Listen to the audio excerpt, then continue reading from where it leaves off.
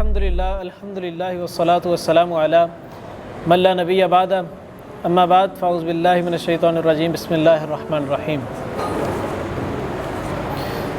Last lesson کے اندر ہم نے سورۃ الفاتحہ کو کمپلیٹ کر لیا تھا۔ اس میں ہم نے مختلف قسم کی چیزیں سیکھی جن کو آج کچھ ہائی لائٹس کی صورت میں نوٹ کر لیتے ہیں۔ اس میں پہلی چیز ہم نے اللہ تعالیٰ کی حمد کے بارے میں جانا کہ اللہ تعالیٰ کی حمد ہوتی کیا ہے۔ دوسری چیز ہمیں یہ معلوم ہوئی تھی کہ اللہ اکبر کا مطلب کیا ہوتا ہے، اللہ تعالیٰ کتنا بڑا ہے، ہم نے اس چیز کو بھی ایکسپلین کر لیا تھا۔ تیسری چیز ہم نے یہ جان لی تھی کہ دعا کرنے کے آداب کیا ہوتے ہیں۔ چوتھی چیز ہم نے یہ جانی تھی کہ عیسائیوں کو اللہ تعالیٰ نے کون سا عذاب دیا اور یہودیوں کو کون سا عذاب دیا۔ عیسائیوں کو وَلَضَّالِّینَ کہا اور یہودیوں کو کیا کہا، مغضوب، کیا کہا، مغضوب، غیر المغضوب علیہم وَلَضَّالِّینَ۔ مغضوب سے مراد اللہ تعالیٰ نے یہودیوں کو لیا تھا اور عیسائیوں سے، اور وَلَضَّالِّینَ سے مراد کن کو لیا تھا، عیسائیوں کو۔ یہ ہم نے کچھ چیزیں پڑھی تھی۔ آج انشاءاللہ تعالیٰ عز و جل ہم سورۃ الناس کو سٹارٹ کریں گے۔ بسم اللہ الرحمن الرحیم۔ اس کے بارے میں کچھ چیزیں میں بیان کر دوں کہ پروفٹ صلی اللہ علیہ وسلم پر ایک مرتبہ جادو ہو گیا۔ جادو برحق ہے، اسے انکار نہیں کیا جا سکتا۔ اللہ تعالیٰ نے قرآن مجید کے اندر اس کی بڑی ڈیٹیل کے تذکرہ کیا۔ موسیٰ علیہ السلام کے واقعے میں جہاں پر فرعون کا واقعہ آیات کہ فرعون کے دربار کے اندر جادوگروں نے جادو کرنا چاہا تھا، کیونکہ اس دور میں جادو جو سا تھا وہ عروج پہ تھا۔ ایک چیز یاد رکھیں، نبی کو جب بھی کوئی معجزہ دیا جاتا ہے نا، وہ اس دور کے مطابق سب سے ایکسٹریم چیز ہوتی تھی۔ مثال کے طور پہ عیسیٰ علیہ السلام کا معجزہ کیا تھا، وہ مردہ کو زندہ کر دیتے تھے اللہ کے حکم سے، وہ برس کے بیمار کو جو ہے نا وہ تندرست کر دیتے تھے، وہ اندھے کو بینائی دلوا دیتے تھے اللہ تعالیٰ سے، ٹھیک ہے، وہ کوڑی کے مریض کو ہاتھ لگاتے تھے، اللہ تعالیٰ کے حکم سے شفا مل جاتی تھی۔ یعنی میڈیکل کی فیلڈ میں جو سی ہے نا اس دور کے اندر بڑی عروج پہ تھی۔ ڈاکٹرز نے بڑے بڑے دعوے کیے تھے اس دور کے اندر، میڈیکل کے ڈاکٹرز نے۔ لیکن عیسیٰ علیہ السلام کو جو معجزے دیے گئے، وہ معجزے کا اصل مطلب یہ ہوتا ہے کہ عاجز کرنے والی چیز، ایسی چیز جو اگلے بندے کو عاجز کر دے۔ تو عیسیٰ علیہ السلام کو جو معجزہ دیا گیا، وہ معجزے کے سامنے تمام کی تمام میڈیکل فیلڈ عاجز آ گئی تھی۔ اسی طریقے سے نبی علیہ السلام کو جو معجزہ دیا گیا وہ قرآن مجید ہے۔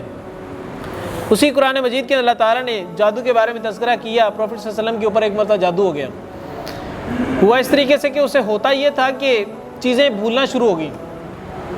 نبی علیہ السلام کو بھول جاتا تھا کہ میں نے کہ نماز پڑھی کہ نہیں پڑھی، صرف اتنا سا اثر ہوا، کیونکہ پروفٹ تھے، نبی تھے، نبی پر اثر تو نہیں کر سکتا اتنا اللہ کے حکم سے بھی۔ اللہ تعالیٰ نے بس حکم کیا کہ بس اتنا سا اثر ہو تاکہ امت کو ایک چیز سکھا دی جائے۔ وہ چیز کیا تھی؟ وہ اس طریقے سے جادو ہوا تو نبی علیہ السلام پریشان ہوئے، اللہ تعالیٰ سے دعا کی اور نبی علیہ السلام سوئے۔ جب نیند کے اندر گئے تو یاد رکھیں نبوت کا ایک جو وحی کا ایک طریقہ جو ان سے ہے نا وہ خواب بھی ہے۔ نبی علیہ السلام سوئے، خواب کے اندر دو لوگ آئے، آپ صلی اللہ علیہ وسلم سوئے ہوئے، آپ صلی اللہ علیہ وسلم خود دیکھ رہے ہیں کہ میں سویا ہوں، میرے سر والی سائڈ پہ ایک بندہ کھڑا، دوسری سائڈ پہ دوسرا بندہ، اب وہ دونوں آپس میں بات چیت کر رہے ہیں۔ ایک بندہ کہتے ہیں اس کو کیا ہوا ہے، دوسرا کہتا ہے اس میں جادو ہے۔ وہ کہتا ہے کس نے کیا ہے؟ کہتے ہیں فلاں فلاں یہودیوں کی فلاں فلاں عورت نے کی ہے۔ کہتے ہیں کس چیز پہ کیا ہے؟ کہنے لگے کہ بالوں پہ کی ہے۔ کہنے لگا کیا کیا تھا؟ انہوں نے کہا گرہ باندھی تھی، تو اس پہ کیا پڑا تھا؟ یہ جادو پڑا تھا۔ اب وہ بال کدھر ہیں؟ وہ بال ایک تھیلی کے اندر ہے۔ وہ تھیلی کدھر ہے؟ وہ فلاں کنویں کے اندر گری ہوئی ہے۔ تو یہ بات جب ان لوگوں نے آپس میں کی تو یہ بات جو سی ہے نا وہ کر کے وہ فرشتے چلے گئے اور نبی علیہ السلام کی آنکھ کھل گئی۔ پروفٹ صلی اللہ علیہ وسلم اٹھے، فوراً صحابہ کو بلایا اور کہنے لگے کہ آؤ چلیں۔ صحابہ کو بلایا اور ساتھ لے کے نکل پڑے اس کنویں کی جانب۔ ایک صحابی کو حکم دیا کہ اس کے اوپر سے ٹہنیاں ساری ہٹاؤ، اس کے اندر جاؤ اور وہ ایک تھیلی نکال کے لے کے آؤ۔ صحابی کے تھیلی نکالی اور وہ تھیلی کو کھولا، اندر وہ بال تھے۔ پروفٹ صلی اللہ علیہ وسلم نے دو صورتوں کی تلاوت کی، سورۃ الفلق اور سورۃ الناس۔ اس کو معوذتین بھی کہتے ہیں، ٹھیک ہے، معوذ اسی سے لفظ بنا ہے، اعوذ اسی سے لفظ بنا ہے تعوذ، ایسی چیز جس سے پناہ طلب کی جائے، ٹھیک ہے، عین واو ذال یہ روٹ ورڈ ہے، ایسی چیز جسے پناہ طلب کی جائے۔ ہم اعوذ باللہ پڑھتے ہیں نا کہ میں اللہ تعالیٰ کی پناہ میں آتا ہوں، اسی طریقے سے اس کو معوذتین اس لیے کہتے ہیں کیونکہ اس کے ساتھ انسان اللہ تعالیٰ کی پناہ میں آ جاتا ہے، جادو سے بچ جاتا ہے۔ نبی نے یہ دونوں صورتوں کی تلاوت کی، وہ تمام کی تمام گرہ کھل گئی۔ تو اس کی فضیلت جو سی ہے نا وہ جادو سے بچنے کا طریقہ ہی ہے۔ امام حیثمی رحمہ اللہ فرماتے ہیں کہ رسول اللہ صلی اللہ علیہ وسلم کو دوران نماز ایک بچھو نے ڈس لیا۔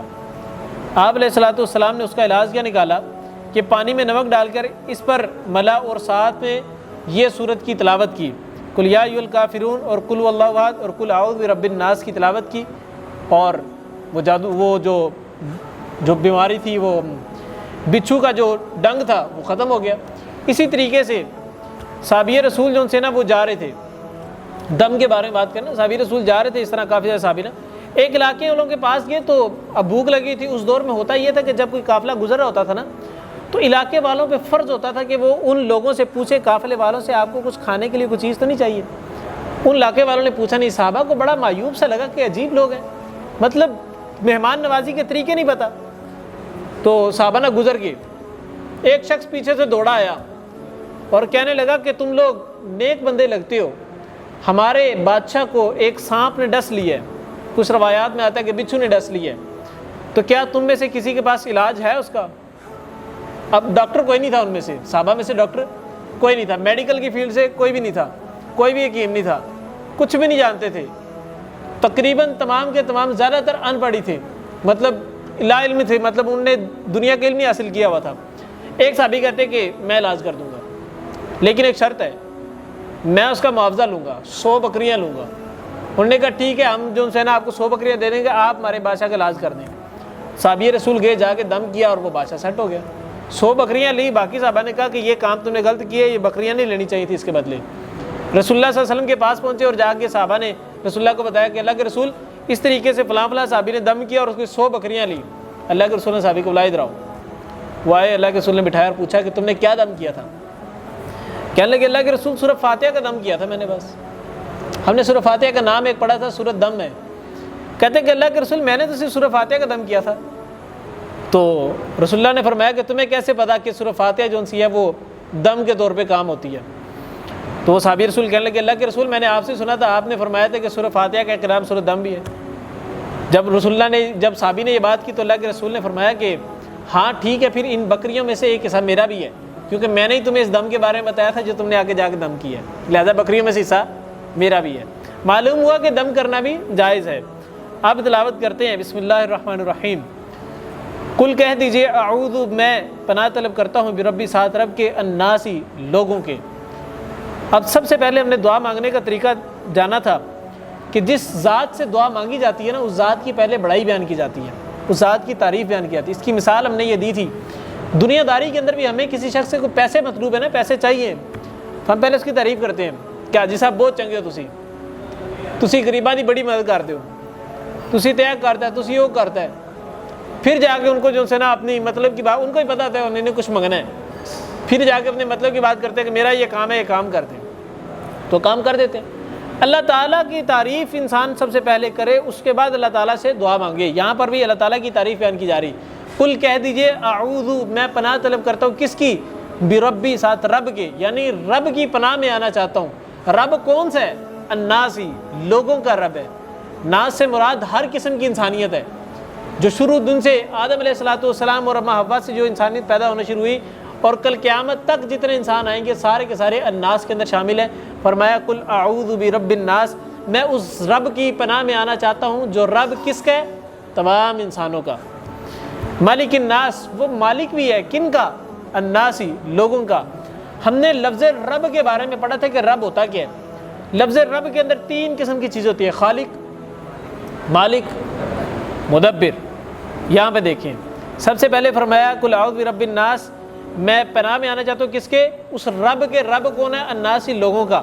پھر فرمایا مالک الناس، وہ مالک بھی ہے لوگوں کا، یعنی وہ رب کی جو کوالٹیز میں نے بیان کی تھی وہ یہاں پر بھی آ گئی کہ مالک الناس، وہ مالک ہے کن کا؟ الناسی لوگوں کا۔ یعنی معلوم ہوا کہ ہماری اپنی کوئی حیثیت نہیں ہے، ہمارا یہ جسم ہماری کوئی مرضی نہیں ہے اس پہ، اگر مرضی چلے گی تو رب تعالیٰ کی چلے گی، کیوں؟ ملکیت ہے اس کی۔ یہ موبائل میری ملکیت ہے، میں چاہوں گا اس کو توڑ دوں گا، کوئی میرے سے سوال کرنے والا نہیں ہے، کیوں؟ میں نے خریدا ہے، میری ملکیت میں ہے نا۔ اسی طریقے سے ہم انسان بھی اللہ تعالیٰ کی ملکیت میں ہیں، اللہ تعالیٰ جب چاہے واپسی لے لے، کوئی سوال نہیں کر سکتا۔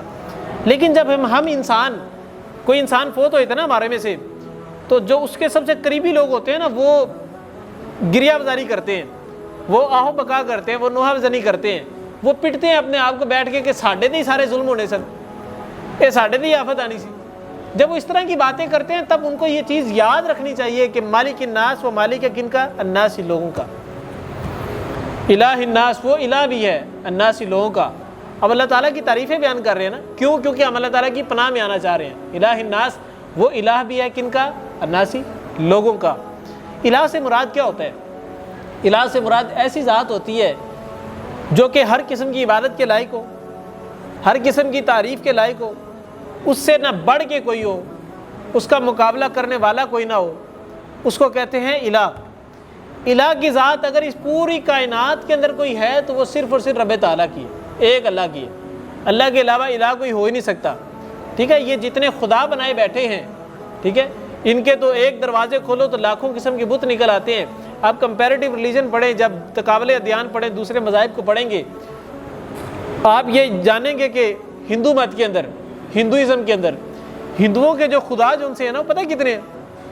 وہ کم و بیش 1 لاکھ کے قریب ان کے خدا ہیں۔ اللہ کا شکر ادا کیا کریں کہ اللہ تعالیٰ نے ایک سر دیا تو ایک ہی در دیا۔ وہ لاکھوں خدا رکھنے والے کہاں کہاں پہ سر جھکاتے ہیں، ان کو خود نہیں سمجھ آتی، ان کو اپنے خداؤں کے نام نہیں یاد۔ ہمیں تو رب نے ایک بتایا کہ میں ہی اکیلا الہ ہوں، میں ہی معبود ہوں، میں ہی رب ہوں، میں ہی اللہ ہوں، میری عبادت کرنی، بس انسان مطمئن ہو جاتا ہے نا۔ ایک گورنمنٹ، آپ جو ان سے نا وہ ادارے کے اندر جاتے ہیں ایک کام کے سلسلے میں، گورنمنٹ کا ملازم جس بندے سے آپ نے کام کرانا، آپ اسے جا کے کہتے ہیں کہ سر میرا یہ کام ہے تو چھوٹا سا آپ اس پہ نا دستخط کر دیں، وہ کیا کہتا ہے؟ وہ کہتا ہے کہ یار فلاں بندے کے پاس جاؤ، فلاں فلور پہ فلاں نمبر والا روم ہے، اس کے بعد جاؤ اور وہ جائے کر دے گا، اس کے بعد جاؤ وہ وہاں بندہ ہی نہیں ہوتا، پھر اس کے بعد واپسی وہ کہتا ہے اچھا وہ بندہ نہیں ہے، چلیں آپ فلاں فلور پہ چلے جائیں، فلاں روم نمبر ہے، وہاں پہ بندہ ہوگا، اس سے جا کے کہیں وہ آگے سگنیچر کروا دے گا۔ آپ اس کے بعد جاتے ہیں، وہ کسی اور بندے پاس، اگلا کسی اور بندے کے پاس، آپ تھک جاتے ہیں۔ کیوں؟ کیونکہ ایک در نصیب نہیں ہوا۔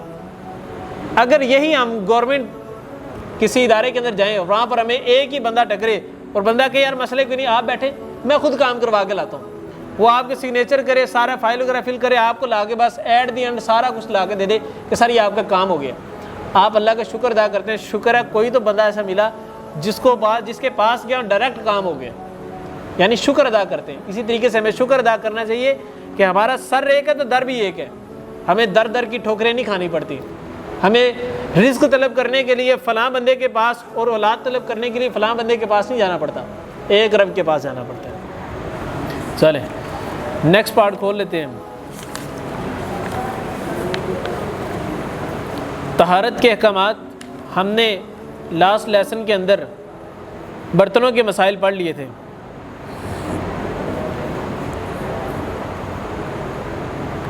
برتنوں کے مسائل کے اندر پیج نمبر ہے 67۔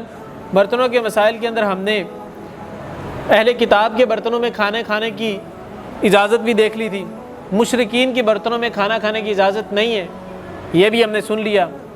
اس کے بعد جانور، اگر ایسا جانور جو کہ مر جائے اور اس کے جسم سے خون نہ بہنے والا جانور ہو، جس طرح مچھلی ہے، وہ مر جائے اس کے جسم سے خون نہیں بہتا، آپ اس کو کٹ بھی لگائیں تو خون نہیں نکلے گا، الا یہ کہ آپ اس کو چیر پھاڑ کے اندر سے پھر گند نکالنا شروع کریں، وہ تو ایک الگ چیز ہے، لیکن اس کا خون بہتا نہیں ہے۔ ایسے جانور جن کا خون نہ بہتا ہو اور وہ مر جائیں وہ حلال ہیں، یہ بھی ہم نے پڑھ لیا۔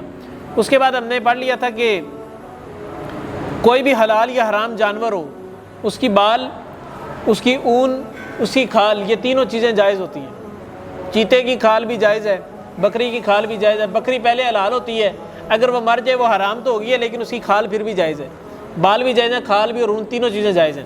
اس کے بعد ہم نے دیکھا تھا کہ بلی اگر کسی چیز کو جھوٹا کر جائے تو وہ پاک چیز ہوتی ہے، لیکن اگر کتا کسی چیز کو جھوٹا کر جائے تو وہ ناپاک ہو جاتی ہے۔ اس لیے گھروں میں، کیونکہ بلیاں جو سی ہیں وہ عام طور پہ گھروں میں پھرتی رہتی ہیں، لیکن کتے گھروں کے اندر نہیں پھرتے، کتے گلیوں میں پھرتے ہیں، قبرستان میں پھرتے ہیں۔ آج ہم پڑھیں گے نجاست دور کرنے کے مسائل۔ بسم اللہ الرحمن الرحیم۔ پہلا اصول یہ کہ تمام چیزیں پاک ہیں، تمام چیزیں پاک ہیں، یہ تو انڈرسٹوڈ بات ہے۔ اب دیکھیں، کسی چیز کو ناپاک قرار دینے کی شرعی دلیل ہونا ضروری ہے۔ قرآن سنت میں درج ذیل چیزوں کو ناپاک قرار دیا گیا ہے۔ کون کون سی چیزیں؟ مثال کے طور پہ انسان کا یورین یا پیشاب، دوسری چیز پخانہ، تیسری چیز مزی، چوتھی ودی، پانچویں حیض و نفاس کا خون، چھٹی چیز مچھلی اور ٹڈی کے علاوہ مردہ جانور یعنی مچھلی اور ٹڈی کے علاوہ باقی مردہ جانور بھی جو سے ہیں وہ کیا ہیں؟ ناپاک ہیں. سمجھ آ گئی بات؟ اس کے علاوہ خنزیر کا گوشت بھی ناپاک ہے. کتے کا لعاب یا کتے کا تھوک بھی جو ہے نا وہ ناپاک ہے. یہی وجہ ہے کہ کتا جب کسی چیز کو چکھ جاتا ہے وہ چیز بھی ناپاک ہو جاتی ہے. اسی طریقے سے حرام جانور کے فضلات بھی، یعنی ان کا گند بھی تمام کا تمام حرام ہے. حرام جانور تو پورا کا پورا ہی حرام ہے نا سوائے کھال کے. ٹھیک ہے. اسی طریقے سے باقی کچھ چیزیں بھی یہاں بیان ہو گئی ہیں. سیدہ ام المومنین سیدہ عائشہ رضی اللہ تعالیٰ عنہ سے روایت ہے کہ رسول اللہ صلی اللہ علیہ وسلم نے فرمایا، وہ فرماتی ہیں کہ وہ رسول اللہ صلی اللہ علیہ وسلم کے کپڑوں سے منی خرچ دیتی تھی اور آپ ان کپڑوں میں نماز ادا کر دیتے تھے. اب بات یہ ہے کہ جب انسان جوان ہوتا ہے نا تو احتلام ایک مرد کو آنا، احتلام ایک مردانگی کی علامت ہوتی ہے. ٹھیک ہے. احتلام آنے سے جو لیکوڈ خارج ہوتا ہے وہ اگر کپڑوں کے اوپر لگ جائے اس کی دو قسمیں ہوتی ہیں. ایک یہ کہ آپ اس کو دھو لیں. دوسرا طریقہ یہ ہے کہ اگر وہ لیکوڈ جو خارج ہو رہا ہے وہ زیادہ گاڑھا ہے تو اس کو کھرچ بھی دیا جا سکتا ہے. جس طرح سیدہ عائشہ رضی اللہ تعالیٰ فرماتی کہ میں رسول اللہ کے کپڑوں سے اس کو کھرچ دیتی تھی اور رسول اللہ نماز پڑھ لیتے تھے. اگر دھو بھی لیتے تھے، بعض کا اس طرح ہوتا ہے کہ دھونے کے بعد بھی نشان رہ جاتے ہیں، وہ نشان رہ بھی جائیں تب بھی کپڑے پاک ہو جاتے ہیں. یہ امت کے لیے آسانی ہے. میں نے آپ کو پہلے ایک مرتبہ بتایا تھا کہ بنی اسرائیل کے اندر یہ اصول تھا کہ جو کپڑے ناپاک ہو جاتے تھے وہ کپڑے دھوئے نہیں جاتے تھے، وہ کپڑے پھینکے جاتے تھے یا کپڑے جلائے جاتے تھے. تصور کریں ذرا، آج اگر امت محمدیہ کے اندر بھی اصول ہوتا کہ کپڑے ناپاک ہونے کے بعد کپڑوں کو دھویا نہ جائے، پھینکا جائے، تو دیکھتے ہیں ذرا کتنے کو امیر لوگ یہاں پہ قائم رہتے ہیں، کتنے کو متوسط طبقے کے لوگ جو سے نا وہ قائم رہتے ہیں. ساروں نے غریب ہو جانا تھا، کیونکہ کپڑے ڈیلی کون جا کے نئے کپڑے خریدے، کون ساری زندگی اپنے ساری انکم جو سی ہے ساری سیلری وہ کپڑوں پہ ہی لگاتا رہے. اسی طریقے سے حلال جانور کا گوبر پیشاب اور لعاب نجس نہیں ہے.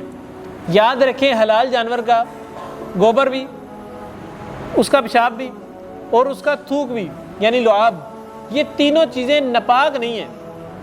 یہ تینوں چیزیں کیا نہیں ہیں؟ ناپاک نہیں ہے، گندگی نہیں ہے، نجاست نہیں ہے. ان سے مختلف قسم کی چیزیں ہی بنتی ہے. مثال کے طور پہ پروفیٹ صلی اللہ علیہ وسلم کی سنت ہے کہ پیٹ کی جو بیماری ہوتی ہے نا کہ پیٹ میں جب پانی بھر جاتا ہے اس کا علاج یہ ہوتا ہے کہ اونٹنی کا پیشاب جو ان سے ہے نا وہ دودھ کے ساتھ مکس کر کے پی لے اور وہ بیماریاں شفا ملتی ہے اسے. اللہ تعالیٰ نے اس چیز کی شفا رکھی. سائنس بھی آج اس چیز کو پروو کر چکی ہے. ہندو تو جو ان سے ہیں وہ گائے کا وہ پیشاب پیتے ہیں نا، وہ تو ناپاک چیز ہے، وہ تو جو ان سی ہے وہ فائدہ مند نہیں، وہ نقصان دہ چیز ہے. لیکن اونٹنی کا پیشاب جو ان سے ہے نا، پروفیٹ صلی اللہ علیہ وسلم نے کہہ دیا کہ اس میں شفا ہے. سائنس نے آج اس پہ تجربے کیے ہیں. سائنس آج اس چیز کو ماننے پر عاجز ہو گئی ہے کہ واقعی اونٹنی کے پیشاب کے اندر بھی شفا اللہ تعالیٰ نے رکھی ہے. آپ نے کہا کہ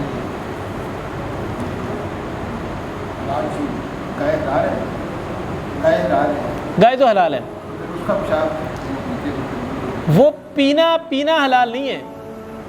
پینا حلال نہیں ہے. پینے کی چیزیں وہ ہیں جو پروفیٹ صلی اللہ علیہ وسلم نے بتا دی ہیں، جس طرح اونٹنی کا پیشاب ہے. ٹھیک ہے. لیکن گائے کا پیشاب پینے کے طور پہ یوز نہیں ہو سکتا کیونکہ اس سے نبی علیہ الصلوۃ والسلام نے کوئی حکمت نہیں بتائی. اگر جو ان سے ہے وہ سائنس اس پہ تجربے کرے، تجربے کرنے کے بعد بھی اس سے کوئی بھی چیز نہ نکلے، جس طرح سائنس اس چیز کو مان گئی ہے کہ واقعی گائے کے پیشاب پر بھی انہوں نے سارے سائنٹیفک تجربے کر لیے، لیبارٹری ٹیسٹ کر لی ہیں، سائنس نے کہہ دیا ہے کہ اس کا پیشاب جو ان سے نا واقعی کسی بیماری کے لیے علاج نہیں ہو سکتا، لیکن اونٹنی کا پیشاب ہو سکتا ہے. ٹھیک ہے. یہ پروفیٹ صلی اللہ علیہ وسلم کی حکمت تھی. گائے تو اس دور میں بھی تھی. اللہ کے رسول کہہ سکتے تھے کہ گائے کا پیشاب اس مقصد کے لیے یوز کر لیں، جس طرح اونٹنے کے بارے میں بتا دیا، گائے کے بارے میں بھی بتا سکتے تھے، لیکن نہیں بتایا. کیوں؟ کیونکہ وہ باعث شفا نہیں ہے. اس کے بعد غلاظت اور نجاست دور کرنے کے لیے بایاں ہاتھ استعمال کرنا چاہیے. ام المومنین عائشہ رضی اللہ تعالیٰ عنہا فرماتی ہیں کہ رسول اللہ صلی اللہ علیہ وسلم وضو اور کھانے کے لیے دایاں ہاتھ اور استنجا اور دوسری نجاست دور کرنے کے لیے بایاں ہاتھ استعمال فرماتے تھے. صحیح بخاری کے اندر اور ابو داؤد کی کتاب کے اندر بھی، سنن ابی داؤد کے اندر بھی یہ حدیث موجود ہے. ہم نے ایتھکس اور مینرز والے سیشن کے اندر بھی پڑھا تھا کہ پروفیٹ صلی اللہ علیہ وسلم کی سنت ہے ہر اچھے کام کو دائیں ہاتھ سے کیا کرتے تھے. کس سائڈ سے؟ دائیں سائڈ سے سٹارٹ کرتے تھے، دائیں ہاتھ سے سٹارٹ کرتے تھے. کپڑے پہننے کے لیے پہلے دائیں بازو اندر ڈالتے تھے. ٹھیک ہے. کپڑے اتارنے کے لیے بایاں یوز کرتے تھے. ٹھیک ہے. اسی طریقے سے کوئی جوتا پہننا ہے پہلے دایاں پاؤں اندر داخل کرتے تھے جوتے کے اندر. اس طریقے کھانا کھانا ہے دائیں ہاتھ سے کھاتے تھے. ہاتھ دھونا شروع کرنا ہے پہلے دائیں ہاتھ کو ملنا شروع کرتے تھے. ٹھیک ہے. تو اسی طریقے سے اچھے کام کے لیے کون سا ہاتھ یوز ہوتا ہے؟ دایاں، رائٹ ہینڈ. اور باقی کاموں کے لیے لیفٹ ہینڈ. طہارت حاصل کرنے اور نجاست دور کرنے کے لیے اصل یہ ہے کہ پانی استعمال کیا جائے، لیکن بعض چیزیں پانی کے بغیر بھی پاک ہو سکتی ہیں، جیسا کہ زمین دھوپ اور ہوا سے خشک ہو کر پاک ہو جاتی ہے۔ زمین کس سے پاک ہوتی ہے؟ ہوا اور دھوپ سے پاک اور خشک ہو کر پاک ہو جاتی ہے۔ پاک زمین پر چلنے سے جوتے پاک ہو جاتے ہیں، جیسا کہ رسول اللہ صلی اللہ علیہ وسلم نے فرمایا اگر جوتوں پر غلاظت لگی ہو تو انہیں زمین پر رگڑ کر صاف کریں، پھر انہی جوتوں میں نماز پڑھ لیں۔ اس سے ایک فقہی مسئلہ سمجھنے کو آتا ہے، وہ یہ کہ پروفیٹ صلی اللہ علیہ وسلم کی سنت ہے کہ جوتوں میں بھی نماز پڑھی جا سکتی ہے اگر جوتے پاک ہوں، اگر جوتوں پہ گندگی نہ لگی ہو۔ وہ ہوتا یہ ہے کہ آج کل کے دور کے اندر بھی نا، آپ ویسٹ کے اندر چلے جائیں، دوسرے ممالک کے اندر چلیں، یورپین کنٹریز کے اندر، وہاں پہ ہوتا ہے مساجد کے اندر جوتے بڑے ہوتے ہیں۔ ایک تو باہر ریک لگا ہوتا ہے نا، جہاں پر باہر سے آئے اور جوتے وہاں پہ لا کے رکھ دیے۔ ایک مسجد کے اندر بھی ریک ہوتا ہے، جس ریک کے اندر مسجد کے اندر پہننے والے جوتے ہوتے ہیں، وہاں پر جوتے پہنتے اور نماز پڑھتے، اور کچھ لوگ نہیں جوتے پہننا چاہتے ویسے نماز پڑھ لیتے۔ اس لیے سمجھ آ گئی؟ اس لیے دونوں طریقے پروفیٹ صلی اللہ علیہ وسلم کی سنت ہے، شرط یہ ہے کہ پاک ہونی چاہیے۔ کتے کے جوٹے کے متعلق رسول اللہ صلی اللہ علیہ وسلم نے فرمایا کہ جب کتا برتن میں منہ ڈالے تو اس برتن کو 7 مرتبہ دھویا جائے، پہلی دفعہ مٹی سے دھونا چاہیے۔ صحیح مسلم کی حدیث ہے، امام مسلم رحمہ اللہ نے اپنی صحیح کے اندر اس کو نریٹ کیا ہے کہ کتا اگر کسی چیز کو جھوٹا کر جائے کیا کرنا چاہیے؟ 7 مرتبہ دھونا چاہیے۔ پہلی مرتبہ کس چیز سے دھونا ہے؟ مٹی سے۔ آج سائنس نے تجربے کرنے کے بعد بیان کر دی بات کہ آپ جتنی مرتبہ مرضی آپ ڈٹرجنٹ سے دھو لیں، صابن سے دھو لیں، لیمن میک سے دھو لیں، جو مرضی لگا لیں، مشہوریوں کے اندر بتایا تھا ایسے کر کے پھیرا اور وہ سارا صاف ہو گیا، ٹھیک ہے، لیکن ہوتا ایسا کچھ بھی نہیں ہے۔ آپ تجربہ خود بھی کر کے دیکھیں، ہوتا ایسا کچھ بھی نہیں ہے۔ سائنس نے تجربہ کیا کہ جو چیز مٹی سے صاف کی جاتی ہے وہ چیز زیادہ جلدی صاف ہو جاتی ہے، اور اس سے جراثیم زیادہ جلدی صاف ہو جاتے ہیں۔ یہی وجہ ہے کہ مٹی کے برتنوں کے اندر کھانا کھایا جاتا اور پکایا جاتا تھا۔ اس کی سب سے بڑی ریزن یہ ہے کہ مٹی کے برتن کے اندر جب کوئی جراثیم لگتے ہیں نا، اس کو دھونے سے جراثیم جلدی اتر جاتے ہیں بنسبت اس کے کہ ایک پلاسٹک کا برتن نا، پلاسٹک کا برتن، اس کے اندر جب آپ کوئی چیز ڈالیں گے اس پہ لگے جراثیم دھونے کے بعد بھی نہیں اترتے۔ سائنس اس چیز کو پروو کرتی ہے۔ چلیں انشاءاللہ نیکسٹ سیشن سٹارٹ کرتے ہیں عقیدہ مسلم کا، مسلم عقیدہ۔ ہم نے لاسٹ لیسن کے اندر اس چیز کے بارے میں پڑھ لیا تھا کہ رسولوں کو بھیجنے کا مقصد کیا ہوتا ہے۔ آج ہم انشاءاللہ تعالیٰ پڑھیں گے توحید الوہیت کسے کہتے ہیں، پیج نمبر 88 ہے۔ تمام ظاہری و باطنی قولی فعلی عبادات کا مستحق صرف اللہ تعالیٰ کو ماننا، جیسا کہ دعا، نظر و نیاز اور توکل وغیرہ۔ اللہ تعالیٰ نے فرمایا وَاعْبُدُوا اللَّهَ وَلَا تُشْرِكُوا بِهِ شَيْئًا، اللہ تعالیٰ کی عبادت کرو، وَلَا تُشْرِكُوا اور نہ تم شریک ٹھہراؤ، بِهِ ساتھ اس کے، شَيْئًا کسی بھی چیز کو، کسی بھی چیز کو۔ اللہ تعالیٰ، آپ ایک چیز کو یاد، پہلے ڈیفینیشن کو دیکھ لیں۔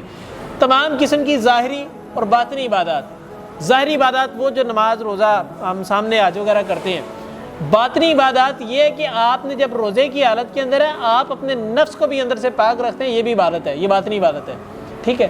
آپ زبان پر ذکر اذکار رکھتے ہیں، بے شک منہ نہیں ہل رہا لیکن زبان پر ذکر اذکار رکھتے ہیں، آپ کے باطن جو ان سے ہے وہ بھی پاک ہوتا ہے۔ تمام قسم کی ظاہری اور باطنی عبادات کس کے لیے؟ ایک اللہ کے لیے۔ اس کو کہتے ہیں توحید الوہیت، یعنی ایسی توحید جس کے اندر اللہ تعالیٰ کو الہ مانا جائے۔ سمجھ آ گئی بات کی؟ اب دیکھیں وَاعْبُدُوا اللَّهَ وَلَا تُشْرِكُوا بِهِ شَيْئًا، اللہ تعالیٰ کی عبادت کرو اور کیا نہ کرو، وَلَا تُشْرِكُوا اور نہ تم شریک ٹھہراؤ، بِهِ ساتھ اس کے، شَيْئًا کسی بھی چیز کو۔ اس میں ایک باریک سی بات سمجھنے والی ہے۔ اللہ تعالیٰ نے یہاں پہ یہ نہیں بات کی کہ کسی انسان کو اس کے ساتھ شریک نہ ٹھہراؤ، حالانکہ ہم دیکھتے ہیں یہاں پر بتوں کو عبادت کی جاتی ہے نا، بتوں کی، بتوں کو اللہ تعالیٰ کے ساتھ شریک ٹھہرایا جاتا ہے، لیکن اللہ تعالیٰ نے فرمایا بِهِ شَيْئًا کسی بھی چیز کو۔ اس سے مراد یہ ہے کہ بتوں کے علاوہ بھی اور بھی کئی چیزوں کو اللہ تعالیٰ سے شریک ٹھہرا لیتے ہیں ہم، جس طریقے سے مال ہے۔ سورۃ کہف کو پڑھ کے دیکھیں، دوسرا واقعہ سورۃ کہف کا باغ والوں کا واقعہ، اللہ تعالیٰ نے اس میں جو فتنہ بیان کیا، وہ فتنہ کس چیز کا بیان کیا؟ مال کا فتنہ بیان کیا۔ جب مال کے بارے میں وہ اپنے اوپر گھمنڈ اختیار کر رہا تھا، وہ کہہ رہا تھا کہ مجھے لگتا ہے کہ مال کبھی ختم نہیں ہوا، قیامت کبھی نہیں آئے گی۔ دوسرے بندے نے ایک بات کی تھی کہ تم اللہ تعالیٰ کے ساتھ شریک کیوں ٹھہراتے ہو؟ معلوم ہوا کہ مال کی وجہ سے بھی بعض اوقات ہم لوگ شرک کے اندر مبتلا ہو جاتے ہیں، مال کی محبت کے اندر بھی آ کر ہم لوگ شرک کر بیٹھتے ہیں اللہ تعالیٰ کے ساتھ بھی۔ معلوم ہوا کہ مال کی محبت دل میں ایک حد سے زیادہ بڑھ جانا یہ بھی شرک کی کیفیت کے اندر انسان کو لے جاتا ہے۔ یہی وجہ ہے کہ اللہ تعالیٰ نے قرآن مجید میں ایک اور مقام پر فرمایا کہ تم انما اموالکم و اولادکم فتنہ، یہی آیت ہے کہ تمہارے لیے تمہاری اولاد اور تمہارا مال یہ دونوں چیزیں فتنہ ہیں۔ انسان کی محبت کے اندر بھی شرک کر بیٹھتے ہیں۔ آپ نے اکثر وہ گانوں کے اندر سنا ہوگا کہ وہ کیا ہے، وہ سجدوں میں بھی تو نظر آتا ہے، مجھے تیرے اندر خدا نظر آتا ہے، وہ کیا چیز ہے، وہ کیا لائن ہے اس کی، میرے ذہن میں نہیں آ رہی۔ بہرحال وہ جو بھی ہے، بہرحال گانوں کے اندر بھی آپ یہ چیزیں ریئلائز کریں گے کہ انسانوں کے اندر ہم شرک کر رہے ہیں، ہم انسان کی محبت کے اندر آ کے شرک کر بیٹھتے ہیں۔ مال کی محبت کے اندر آ کے شرک کر بیٹھنا سورۃ الکاف کے اندر اللہ تعالیٰ نے بیان فرما دیا۔ معلوم ہوا کہ بہی شیء کے اندر ہر قسم کی چیز آ جائے گی۔ اللہ تعالیٰ سے دعا ہے کہ اللہ تعالیٰ ہمیں ہر قسم کے باریک اور ہر قسم کے عیاں شرک سے محفوظ رکھے۔ اللہم ارنا الحق حقا وارزقنا اتباعہ وارنا الباطل باطلا وارزقنا اجتنابہ۔ سبحانک اللہم وبحمدک اشہد ان لا الہ الا انت استغفرک و اتوب الیک۔ السلام علیکم و رحمۃ اللہ وبرکاتہ۔